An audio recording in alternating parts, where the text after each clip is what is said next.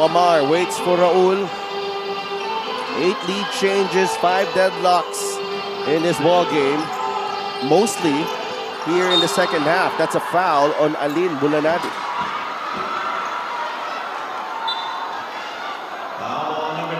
Oh, Vic Manuel. Yeah, right there, as it was a dribble handoff action. And trying to pitch the ball, no, or hand off the ball to Orlan Wamar right here. But as he turned, even before the handoff, yung hawak dun sa bewang. Manuel. Medyo na-dislodge itong si Maikis. 77 to 74, 2:50 remain. Dexter Maikis at the line. Free throw shooting, 14 of 22 for Pangasinan, 13 of 19 for San Juan.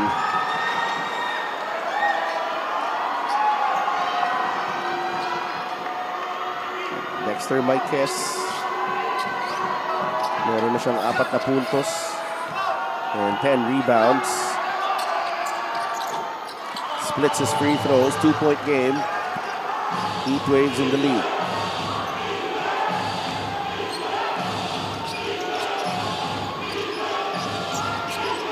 They're going to go to Vic Manuel on the post, I believe here. Against Raul Soyud. Mataas yung tanggap ni Vic. Pero si Raul nandun. Manuel trying to beat Soyud off the bounce and he draws the foul on Raul Soyud. Vic Manuel, he is strong going to his right, but at the same time, when he goes baseline on the left side, as he got the ball right up at the wing area, he loves to finish with that inside hand, no? Like scooping it in. The problem was, etong si Soyud, binuksan niya yung depensa, but a good read by Vic Manuel attacking the lead foot netong si Soyud and getting to the line. That's Nat Cosero right there. 18 points already for Vic Manuel. 19 right here. Well, hindi pwede that lalagpas itong playoffs na to without a Vic Manuel signature game, and this is turning out to be his signature performance here in this do-or-die game against San Juan. Yeah, he just has to finish it off with a win for his team. Wamar Panganiban, the extra pass. Gamboa for 3. Another stop for Pangasinan as Mabulak secures the defensive rebound. That's 9 rebounds for Mike Mabulak. Manuel against Raul Soyud. Soyud with the steal. Panganiban.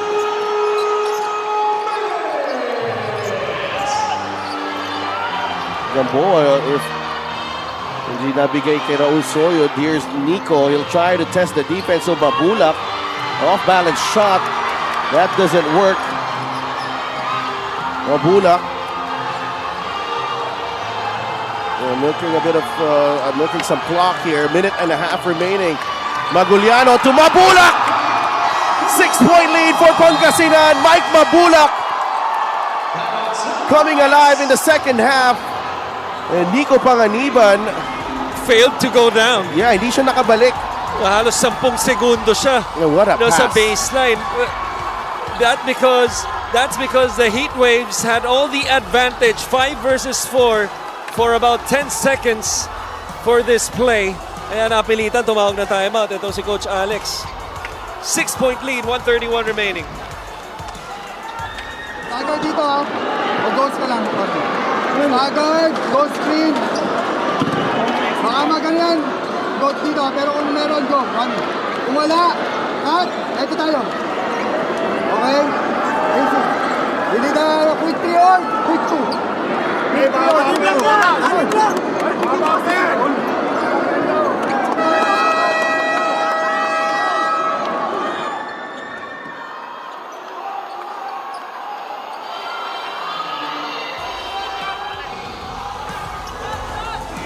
Mike Mabulak, JP Magulian, and Vic Manuel combining for 29 points in Game 2. They've been superb here in this do or die game.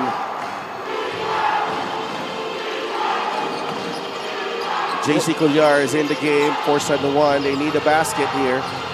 AC Soberano, Wamar not involved again, but Gamboa cuts the deficit to 4, 81 to 77. At that time, the empty corner happened on the right side of the floor, and you're right, Wamar didn't even touch the basketball that time. San Juan able to score with that short pop by Gamboa. Bulanadi, Colliar sticking close to him. There's a pick. Alin with a jumper, short. Bulanadi, the loose ball ends up with Wamar. Here's Gamboa. Finds Soberano. Nandun si Gabo. Wamar arrives for the 3. Good! San Juan pulls to within 1 after the 3 from Orlan Wamar. He was late getting back, Christian. Right, he didn't plan to go down, thought that something would happen, but Soberano didn't like what he saw. And as soon as he pulled it back, Orlan Wamar sprinted to the open spot. Again, good recognition by Gamboa on that cross-court pass. 81 to 80.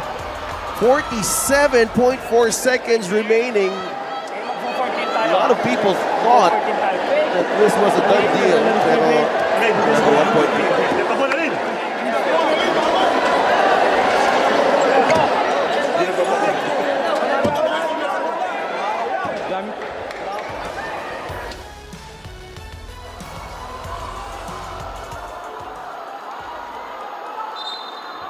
Coach Jerson Cabiltes with perhaps his most important timeout of the season.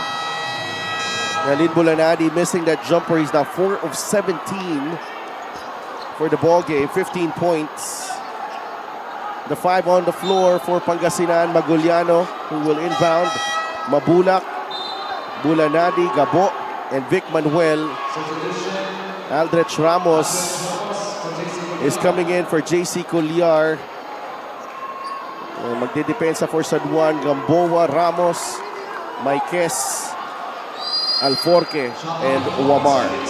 14 on the shot clock. With this possession right here with 14, assuming there's no offensive rebound, babalik pa ang bola sa Pangasinan.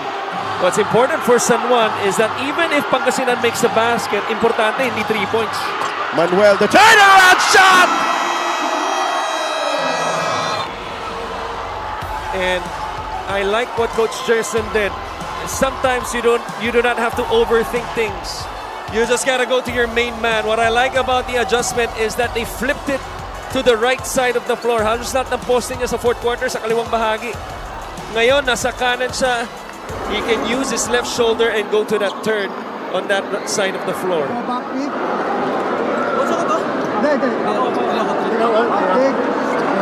Sila mo na ito agad, ha?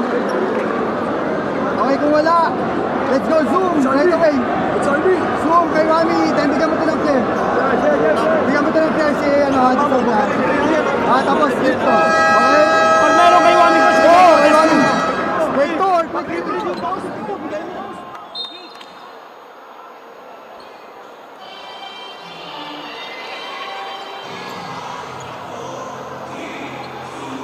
What do you make of that timeout from Coach Alex, Christian? Well, I heard a zoom action right there. I'm gonna expect it to be because he's the only guy that can draw 2 defenders. I think for Pangasinan, I expect them to switch all screens because the last thing, there's the zoom action. The last thing you want to give up here is a 3-pointer.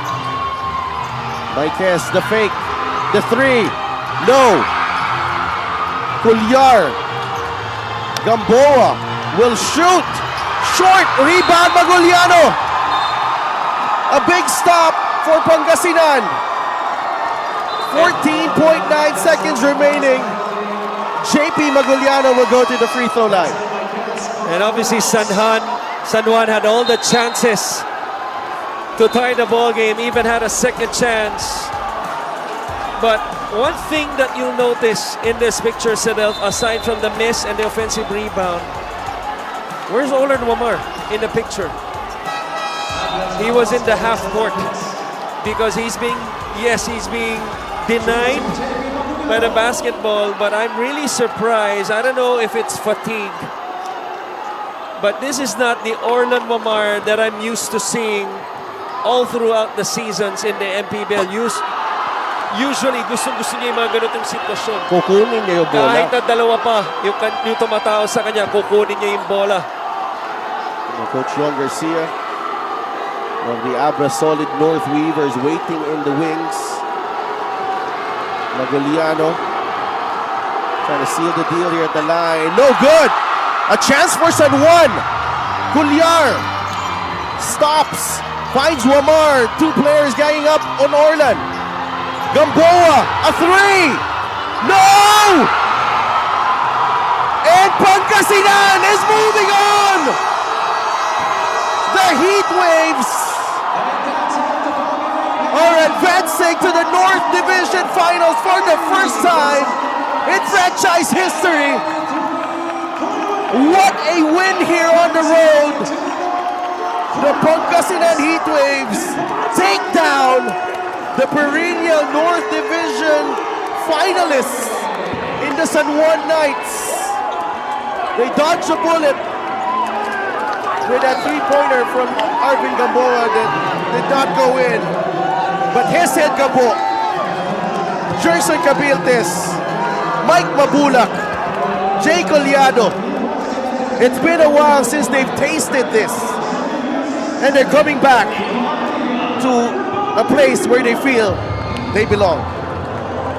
I'm not really surprised with this achievement by Pangasinan because we've been saying all season long of them being the 7th seed because they've been contenders all season long and they just allowed themselves to be one step